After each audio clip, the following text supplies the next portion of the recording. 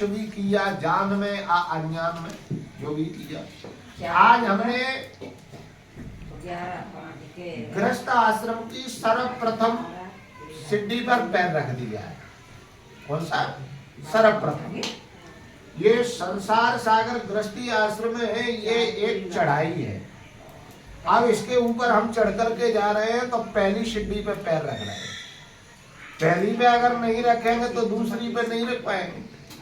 तो गृहस्थ आश्रम का पालन करें हम, गृहस्थ के बाद हम जा सकें तो वानप्रस्थ में जा सकें, और वानप्रस्थ में भी जाने के बाद अपन संन्यास में जा सकें। तो गुरु बनाना नितांत आवश्यक है।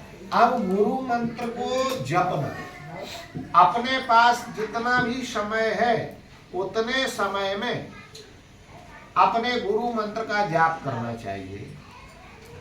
और गुरु मंत्र को किसी को अपना प्रेमी से प्रेमी व्यक्ति हो उसको भी कदापि नहीं बताना चाहिए।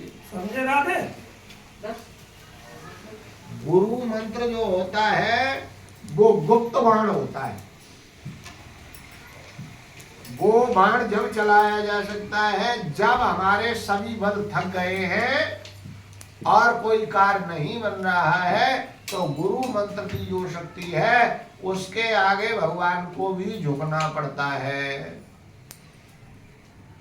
गुरु बिनु भवनि तरय के कोई, और जो विरंच शंकर सम होई। गुरु नख गुरु पद नख मणि गण ज्योति, और सुमिरत द्रव्य दृष्टि ही होती। यानी गुरु चरणों की जो रज है वो द्रव्य दृष्टि को प्रदान करने वाली होती है। तो गुरु की आज्ञा सर्वोपरि होती है। जो भी अपन मांगलिक कार्य कर रहे हैं वैसे गुरु का परित्याग नहीं किया जा सकता है। हाँ, गुरु का परित्याग हो सकता है कब? जब गुरु प्रभु की भक्ति में अगर बाधक बने। जैसे उदाहरण शुक्राचार्य जी दैत्य गुरु बलि के थे, बलि के गुरु थे। तो वामन भगवान वामन अंगुल का रूप धारण करके आए और राजा बलि से संपत्ति मांगने लगा। तो शुक्राचार्य जी ने मना किया कि तू मेरा शिष्य है और ये विष्णु के अवतार हैं, तेरा धन संपत्ति सभी हरण करके ले जाए। तो बलि ने कहा कि महाराज ये संपत्ति ही जब इन्हीं की है तो ये ले क्या जाएंगे मुझसे, मेरा क्या है? तो उस समय गुरु की बात की आज्ञा का उल्लंघन करके और भगवान विष्णु की शरण में चले। तो ऐसे ही भगवान की भक्ति में अगर गुरु बाधक है तो ऐसे गुरु का परित्याग करके और अपन को प्रभु को ही गुरु सर्वोपरि मान लेना चाहिए। ये तो गुरु। अब हमारी परंपरा देखो, हमारी परंपरा है हम वैष्णव हैं। कैसे? ये हमारा जो तिलक है ये निम्बार्क संप्रदाय से। किस संप्रदाय से? निम्बार्क से। जो काली बिंदी लगी हुई है ये हम राधा जी के उपासक हैं, और ये स्वरूप बना हुआ है ये कृष्ण भगवान का है। तो हमारा जो इष्ट देव है वो युगल सरकार है, राधा कृष्ण। ठीक है, राधा कृष्ण सरकार हमारे इष्ट देव है। अब कैसा तिलक लगाओगे तुम? अच्छा, अपन को एक वर्ष में 3 व्रत धारण करने हैं। कौन कौन से व्रत धारण करने हैं?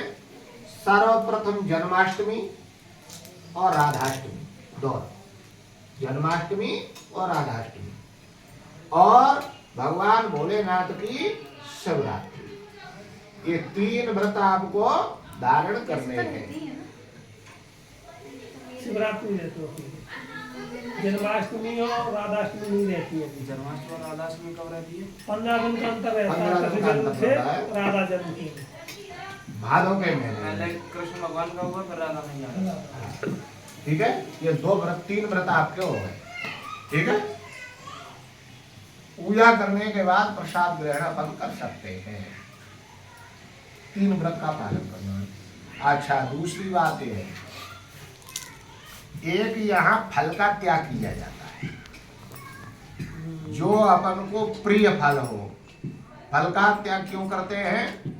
फल का इसलिए करते हैं कि आज के बाद अभी तक हमारे अंदर जो है काम, क्रोध, लोभ, मोह, मद, माया, मत्सर इत्यादि जो शत्रु है, वो फल के रूप में हम उनका समन्वय कर रहे हैं। क्या? फल की हम साधना करेंगे। कब तक? हमसे जितनी बनेगी तब तक हम गुरु जी को वो फल नहीं खिलाएंगे, तब तक उस फल को हम नहीं खाएंगे। ठीक है? अब जितना हम साधन कर सके, 1 साल 1 वर्ष, 2 वर्ष, 5 वर्ष, 11 वर्ष, जितना साधन कर सके, ठीक है, तो फिर गुरु जी को खिलाने के बाद उस फल को अपन खा सकते हैं।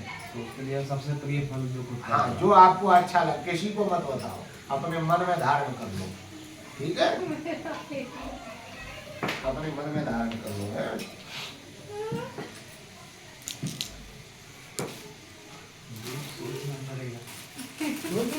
सोचेगा जी, एक फल सोच ले, उसे मत सबको पता है। सोचना इसलिए पड़ेगा ना, 2-3 फल ऐसे हैं जो बहुत प्रिय हैं। इसमें से एक छोड़ दो। हाँ तो वही तो सोच रहा हूँ। उनमें से एक ले आपके लो। मन ये दो है।